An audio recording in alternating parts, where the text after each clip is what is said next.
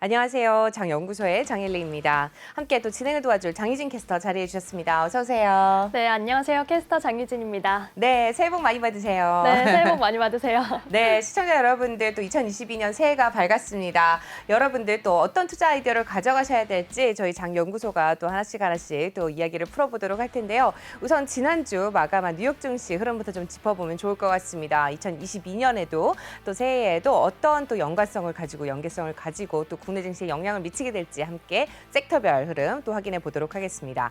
네, 섹터별 흐름 짚어볼까요? 네, 우선 현재 맵을 살펴보시면 페이스북을 필두로 대형 기술주들이 전반적으로 약세 흐름을 나타냈다는 점을 파악하실 수 있습니다. 이어서 바 차트를 통해서 좀 더 자세한 추이를 짚어볼 텐데요. 역시 지금 최하단에 자리하고 있는 섹터들은 대형 기술주가 대거 포진된 커뮤니케이션 서비스와 기술주, 그리고 지금 헬스케어와 소비순환재까지 전반적으로 약세 흐름을 가져갔습니다. 아무래도 지금 마지막 거래일에 대형 기술주 위주로 차익 실현 매물이 출회하는 모습을 보였는데요. 반면 필수 소비재와 기초 소재, 그리고 산업 섹터는 선방하는 흐름을 보였습니다. 여기에 에너지와 금융주는 전반적으로 보합권에서 등락이 엇갈렸습니다. 네, 주간 흐름도 좀 짚어볼까요? 주간 흐름은 전반적으로도 좀 좋은 흐름을 좀 가져간 섹터가 있었는데요. 네, 역시 부동산과 지금 필수 소비재가 최상단에 자리하면서 전반적으로 한 주간 미국 증시에서 투자자들은 경기 방어주에 좀 주목했다라는 흐름을 파악하실 수가 있습니다. 역시 하단에 보시면요, 지금 커뮤니케이션 서비스가 한 주간 0.84% 소폭의 내림세를 기록했고요. 이어서 기술주도 보합권에서 움직이는 모습을 보였습니다. 네, 앞서서 또 우리 또 글로벌 인사이트를 통해서도 또 테슬라에 대한 또 주가에 대한 또 전망을 좀 확인을 해봤습니다. 우선 테슬라의 주가부터 좀 확인을 해보도록 하죠. 어쨌든 간에 지난주 금요일에는 좀 안 좋은 흐름을 가져간 테슬라 흐름을 좀 확인해 보실 수가 있는데 어쨌든 $1,000 선은 지켜냈네요. 맞습니다. 지금 긍정적인 이슈가 나와 있지만 그 전에 지금 주가 하락의 요인 먼저 짚어보시면요. 지금 47만 5천여 대의 모델 3 그리고 모델 S 대규모 리콜 사태 소식이 좀 전해졌습니다. 그래서 금요일장 앞서서 목요일장도 1% 넘게 내리면서 이 거래일 연속해서 1% 넘는 약세 흐름을 지속했는데요. 하지만 짚어주신 것처럼 테슬라는 지켜내는 모습 보였습니다. $1,056 선의 정규장 종가를 형성했습니다. 하지만 여기에 오늘 아침에 앞서 짚어주신 그 인도량 수치가 나왔는데요. 이를 앞두고 도이체방크는 전기차 업계를 테슬라가 계속해서 선도해 나갈 것이다 라면서 긍정적인 투자 의견을 제시를 했습니다. 여기에 지금 그 인도량을 발표하기에 앞서서 시장은 평균적으로 26만여 대를 좀 예상을 했는데 도이체방크는 이보다도 좀 예상치를 높여 잡으면서 28만 대를 제시를 했습니다. 또한 목표 주가도 기존에는 $1,000를 제시했는데 $1,200로 상향을 했었는데요. 여기에 지금 그 앞서 다른 월가 IB들은 목표 주가를 더 높게 제시하기도 했습니다. 먼저 웨드브시와 제프리스는 $1,400, 그리고 파이프 샌들러는 $1,300를 제시했던 바가 있는데요.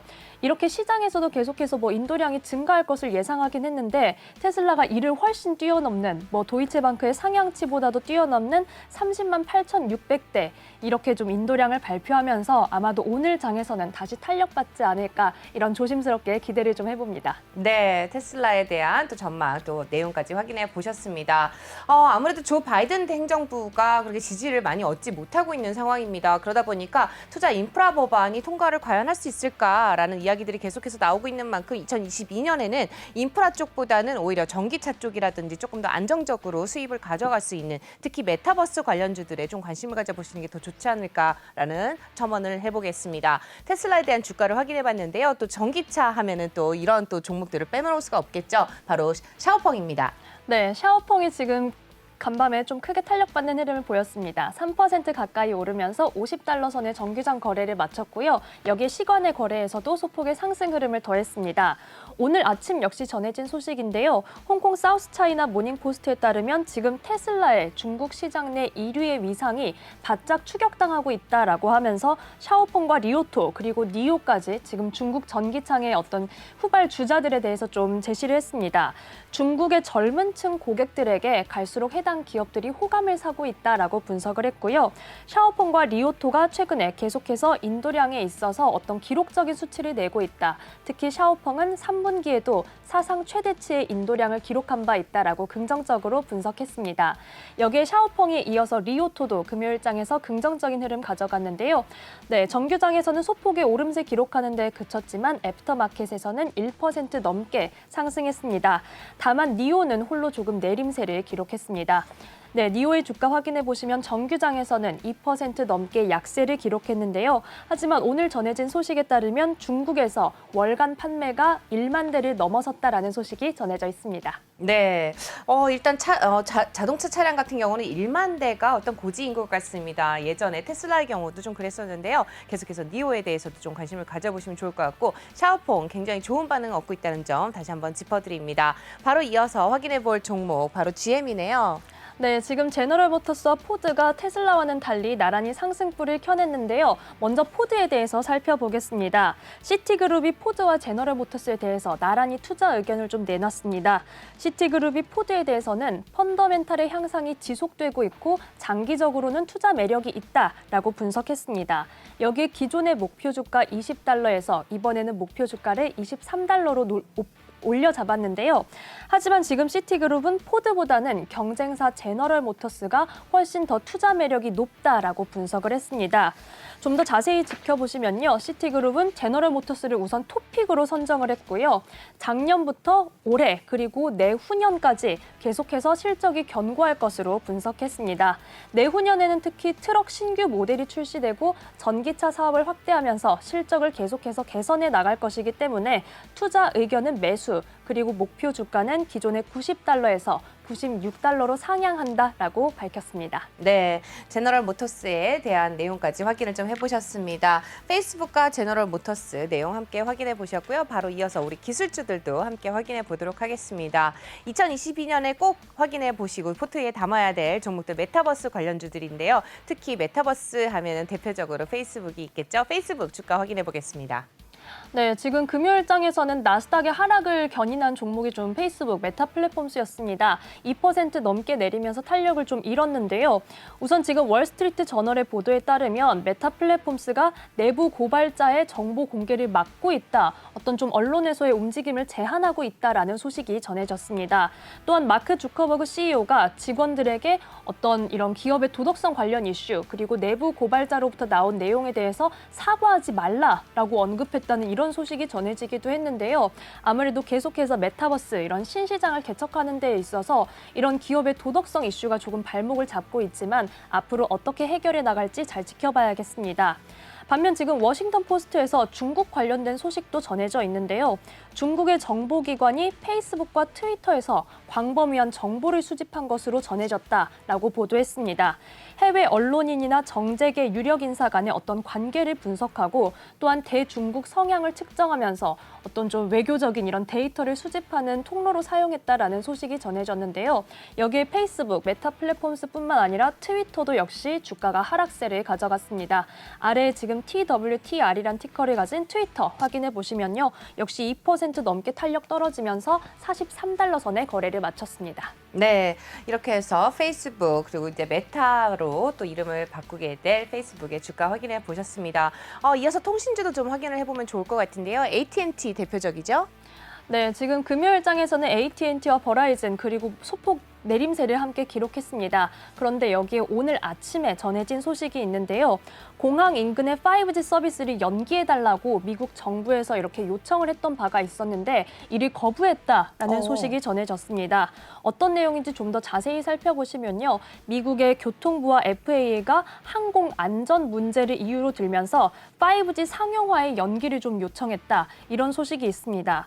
하지만 지금 AT&T와 버라이즌은 이에 대해서 연기할 수 없다. 대신 향후 6개월간은 항공 근처에서는 출력을 약화할 테니까 어떤 항공과 이 정확히 5G 서비스에 어떤 영향력이 있는지 정부에서 조금 연구를 해달라 이렇게 역으로 제안했다라는 소식이 전해져 있습니다.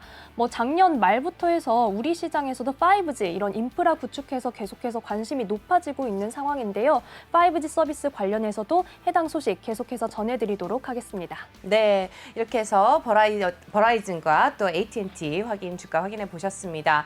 바로 이어서 또 애플 소식도 전해드리도록 할 텐데요. 애플 또 2022년에도 관심 가져봐야 할 종목으로 나와 있죠. 예전에 좀 지지부진할 때 애플에 계속 관심 가져보시라라고 저희 장연구소에서 짚어드린 바가 있습니다. 현재 주가 확인해 보겠습니다.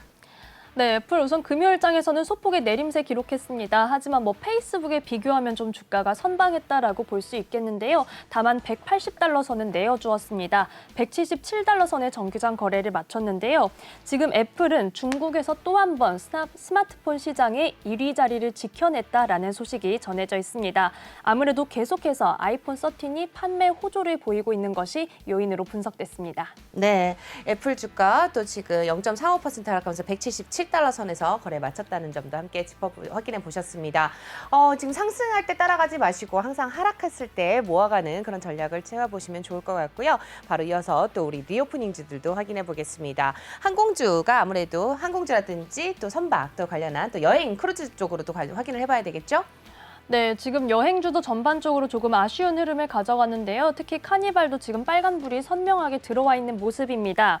미국 CDC는 지금 미국인들 크루즈 여행 하지 말라 아예 이렇게 조금 강력한 입장을 내놨는데요. 또한 지금 CNN과 유로뉴스의 보도에 따르면 카리브해나 멕시코 일부 항구에서는 이 여객선의 승객들 하차를 좀 허가하지 않는 그런 모습을 보이고 있습니다. 계속해서 세계가 특히 뭐 항공보다도 오히려 크루즈로 인한 이런 감염 확산에 조금 예의주시하고 있는 그런 상황입니다. 여기에 지금 카니발이 어떤 강경한 입장을 내놨지만 주가에는 하락 요인으로 작용을 했는데요. 현재 지금 감염 사례를 급증하고 있지만 우리는 방역 수칙을 준수하고 있고 운항을 중단할 계획은 전혀 없다. 고려하지 않는다라고 좀 강하게 입장을 내놨습니다. 또한 뭐 앞으로 추가적인 조치가 필요하다면 고려를 하겠지만 지금은 뭐 잘하고 있다 이런 식의 입장을 내비친 건데요. 카니발은 현재 지금 주가가 6거래일째 내림세를 기록하고 있다는 점도 확인해 보시기 바랍니다. 금요일장에서는 2% 약세 기록하며 20달러 선에 거래를 마쳤습니다. 이어서 또 다른 대표적인 종목인 노르웨이지안 크루즈도 함께 살펴보시면요. 역시 5거래일째 내림세를 기록하고 있는데요. 1% 넘게 탄력 빠지며 20달러 선의 정규장 거래를 마쳤습니다. 네, 이렇게 해서 크루즈 관련한 또 종목들까지 확인을 해보셨습니다. 또 지금 정연구소에서 마지막으로 좀 짚어볼 섹터들 헬스케어 쪽으로 확인해 보도록 할 텐데요. 요즘 들어서 아무래도 뭐 경구용 또 약보다는 오히려 진단키트 관련주들도 주목을 받고 있는 것 같습니다. 진단키트 관련해서 또 내용 확인해 볼까요? 네, 현재 지금 화이자도 우선 긍정적인 소식이 나와 있고요. 진단키트 관련해서는 우선 CV헬스 그리고 나머지 진단키트 종목들을 살펴보겠습니다. 네, 아래 지금 CVS라는 티커를 가진 미국의 최대 약국 체인인데요. 지금 워싱턴에서는 진단키트 대란이 일어나고 있다고 합니다. 네. 특히 학교 개학이나 이런 직장 복귀를 앞두고 아무래도 음성 확인서를 요구하고 있는데 이런 연말 연시 연휴를 맞아서 뭐 실제로 검사를 받을 수도 없었고 미국에서 무료로 배포했던 진단키트 도 5억 개 상당인 것으로 전해졌지만 턱없이 부족한 상황이라고 합니다. 여기에 뭐 CV헬스, 약국도 뭐 진단키트 품절이다 이런 내용을 내걸어야 하는 상황이고요. 워싱턴에서 진단키트를 구하기 위해서 다른 지역으로 원정 쇼핑을 가는 사람들도 나오고 있다. 이렇게까지 언론에서 보도하고 있습니다. 향후 진단키트주 관련 추이를 계속해서 지켜보셔야겠는데요. 우선 약국 체인인 CVS는 소폭의 내림세, 금요일장에서는 103달러 선의 정규장 거래를 마쳤습니다. 네, 아무래도 우리 국내 증시에서도 진단키트 관련주들도 계속해서 주목받지 않을까 싶습니다. 계속해서 관심 가져보시면 좋을 것 같고요. 지금 그 밖에도 좀 특징주들이 있는 것 같습니다. 그 밖에 좀 살펴볼 만한 특징주, 바이오젠이 있네요. 네, 바이오젠은 저희가 지난주에 삼성그룹의 인수설을 전해드리면서 그랬죠. 9% 넘게 주가가 오르는 모습을 보였는데요. 하지만 지금 삼성바이오로직스에서는 네. 이 인수설을 부인했습니다. 그래서 삼성바이오로직스도 뭐 목요일장에서 주가가 크게 탄력을 받다가 뭐 1%대 오름세에 그치는 오후로 가면서 탄력이 조금 빠지는 모습을 보였는데요. 여기에 바이오젠도 목요일장에서는 7% 넘게 급락세를 기록했고요. 여기에 지금 금요일장에서도 소폭의 하락세를 더하다가 있었으나 종가는 그래도 약보합권에서 거래 마치는 모습 보였습니다. 258달러 선에서 239달러 선까지 내리는 모습을 보였습니다. 네, 바이오젠 좀 안타까운 소식입니다. 관련한 이슈가 나오는 대로 보다 자세한 내용 계속해서 전해드리도록 하겠습니다. 그 밖에 한 종목만 더 살펴보도록 할까요? 네, 마지막으로 화이자 초록불을 켜내고 있는 종목 확인해 보겠습니다. 네, 화이자가 1% 넘게 탄력받으면서 59달러 선에 거래를 마쳤는데요. 영국에서는 우선 팍스로비드 사용이 승인됐다라는 소식이 전해졌고요. 또한 미국 질병예방청에서도 어린이가 화이자 백신에 대한 부작용이 좀 경미한 수준이다, 이런 내용을 발표를 했습니다. 여기에 화이자가 조금 탄력받는 흐름, 오랜만에 강세 흐름을 가져갔고요. 헬스케어 섹터에서 마지막으로는 월그린스 부츠 얼라이언스가 이번 주에 실적 발표를 앞두고 있다는 소식도 함께 전해드립니다. 안녕하세요. 내외경제TV의 장유진입니다. 저희 내외경제TV의 다양한 영상과 콘텐츠 잘 보고 계신가요? 더 많은 영상과 콘텐츠를 원하신다면 지금 왼쪽의 버튼으로 저희 채널을 구독해주세요. 저희 다시 보기 채널도 따로 있으니까요. 많은 관심 부탁드립니다.